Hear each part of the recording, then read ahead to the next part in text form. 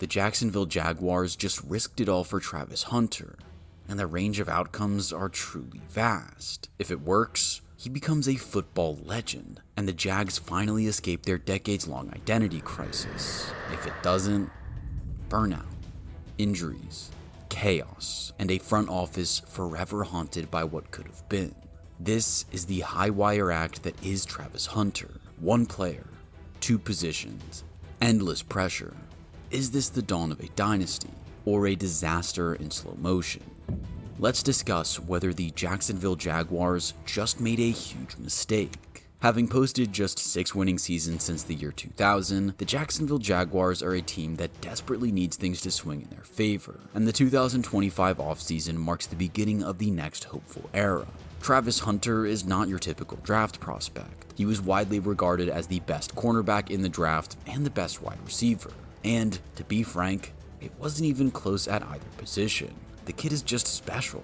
And if all he does is help Trevor Lawrence finally fulfill his potential at quarterback, then the pick was worthwhile. The exciting thing for Jags fans, however, is that there is so much more potential beyond that. If Hunter can impact the game at both positions, well, that's where we start to see the franchise-altering potential. The last time there was optimism on this level for Jacksonville was when the so-called generational prospect Trevor Lawrence fell into their laps with the first pick of the 2021 NFL Draft. Lawrence was meant to be the golden boy, who knew only how to win and nothing else. Fresh off a college career that had seen him break countless records and win a national championship. As has often been the case with this franchise, Lawrence's arrival turned out to be a classic case of one step forward, two steps back. As Urban Meyer said about ruining any potential upside in the shiny new quarterback. Off-field scandals, disastrous team management, and a pitiful 3-14 record threatened to ruin the Jaguars' rookie quarterback forever, opening up his career with a dismal 59.6% completion rate for 3,641 yards, 12 touchdowns, and 17 interceptions. Whilst things did improve from there, Lawrence hasn't come close to living up to the potential just yet, despite earning a massive $275 million contract in 2024. Jags fans know that he has the tools. He just needs the right coach by his side and the right offensive scheme around him. And, thankfully, it looks like that might have arrived in 2025. Not only has Travis Hunter arrived as one of the most exciting wide receiver prospects since Odell Beckham Jr., but Jags fans can also be excited about the arrival of one of the sharpest offensive minds in the NFL in Liam Coen. This guy turned the Tampa Bay Buccaneers into the 4th highest scoring offense in the NFL, also helping Baker Mayfield smash career highs with a 71.4% completion rate for 4,400 yards and 41 touchdowns. Coen absolutely knows how to run an offense, and he will absolutely know how to get the most out of his intriguing new offensive weapon, Travis Hunter. If you are a fan of offensive play or fantasy football, then you've probably heard of reception perception. Matt Harmon's website is the ultimate go-to resource for understanding wide receiver play, and his route tree chart for Hunter is a sight to behold. This sea of green emphasizes just how talented Travis Hunter is, ranking in the 92nd percentile against man coverage and in the 97th percentile against both zone and press coverage. There's no denying it. The kid just gets open. And when you consider that he will be operating across from sophomore sensation Brian Thomas Jr., it's hard not to get carried away when imagining the upside outcome.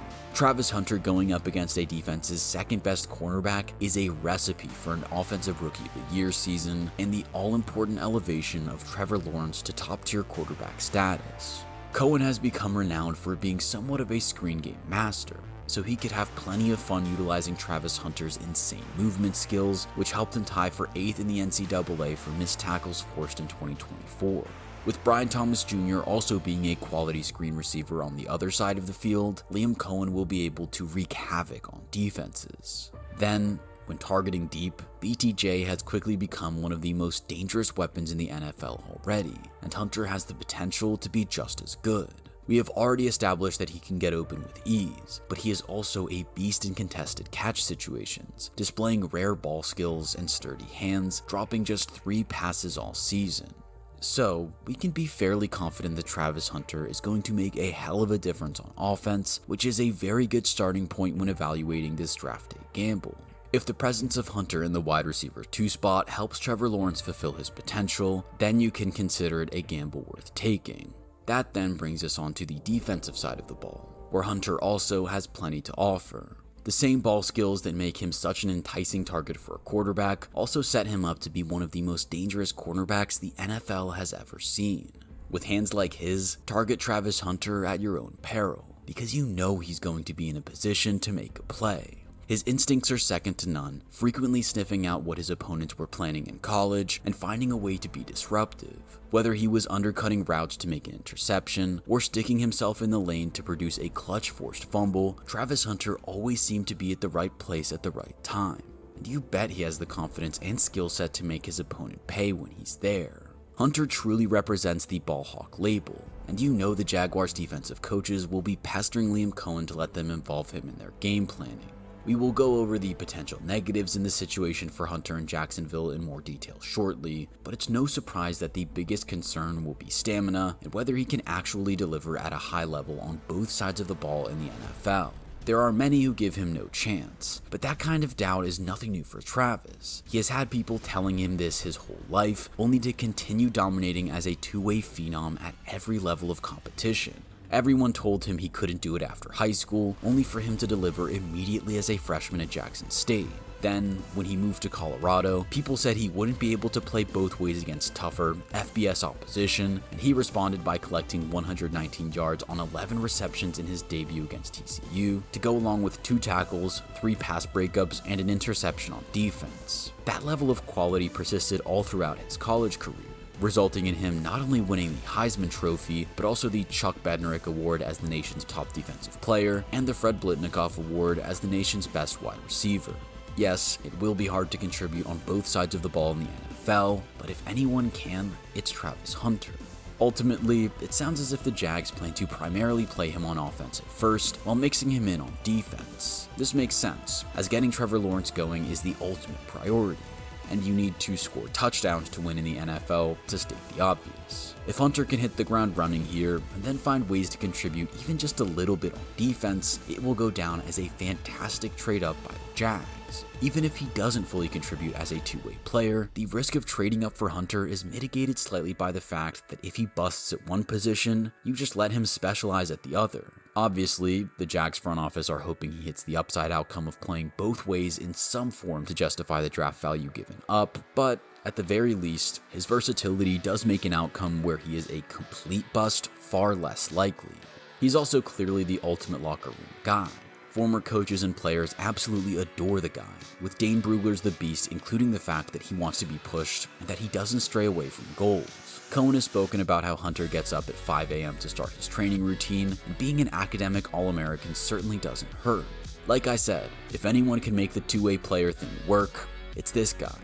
So that's the case behind why this was a good trade up and selection for the Jags. Now, let's look at some of the dangers that could make it a bad move.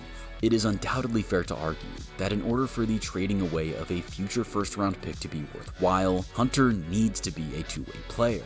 Otherwise, the Jags have just spent 2 first-rounders on a wide receiver or cornerback, depending on which he eventually specializes in. This is why the biggest talking point surrounding Hunter in the draft was whether it could be done, and it is a topic of even more relevance now that Jacksonville have given up so much future capital to go up and get him.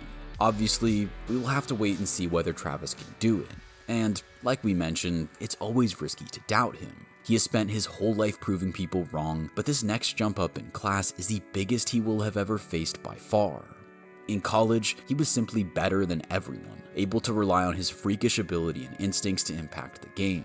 In the NFL, he will be hunted by players who are far stronger and faster, and who will also be dedicating far more time to finding weaknesses in his game. When you are a superior athlete going up against some players who won't even be playing football in a couple years' time, it's easy to get by on those traits alone. But the margins are much smaller in the NFL, and individual battles are far more impacted by the work that's done before you even step onto the gridiron. How can Travis Hunter be undertaking all the necessary preparations with his offensive teammates and still find time to grind tape and find the necessary tells that will give him an edge on defense? Not to mention all of the essential communication that goes on between teammates in secondary to produce a cohesive unit that flows as one. If Hunter is going to specialize on offense, and dabble on defense, can he learn enough to make a difference, or is he just going to be a hindrance and an easy target for offensive units who are spending all their time figuring out how to target him? Winning your individual matchup in the NFL can come down to things as minute as spotting a subtle tell in how the opposing cornerback or wide receiver lines up, or what certain formations typically lead to certain plays. Everyone is athletically freaky in the NFL, meaning it's time dedicated to film study that truly sets people apart. Luke Kuechly made a living from being able to predict exactly what the offense is about to do, all because of his meticulous film prep. Luke Kuechly earned 7 Pro Bowls, 5 All-Pros, and a Defensive Player of the Year award because of this study, which begs the question. We all know Travis Hunter has the physical skills, but will he have the time available to dedicate enough to even come close to Kuechly's in-game awareness and knowledge? Maybe he can, but to do so on both sides of the ball at a good level surely requires a time machine. And then there's the injury risk. The NFL is faster, harder, and far more aggressive than college ball. We see NFL teams hanging on by a thread when Week 18 rolls around, with players having to dig deep just to get to the end of the regular season. For Travis to double up and play on both sides of the ball, his regular season essentially doubles from 17 games to 34. Okay, that's a bit of an exaggeration, with it being unlikely he plays 100% of the time on both offense and defense, but you get the point. Hunter himself has said he would quit football if an NFL team didn't let him play both cornerback and wide receiver. Well, here we are. The draft has been and gone, and the Jags have traded a future first-round pick to get him in the building, taking him 2nd overall to signify they see him as much more than just a specialist corner or wideout. The kind of draft capital they gave up all but guarantees he has to contribute both ways to make it a worthwhile trade. The question is, can he do it? Or do you see another outcome for him in Jacksonville? Let us know what you think in the comments.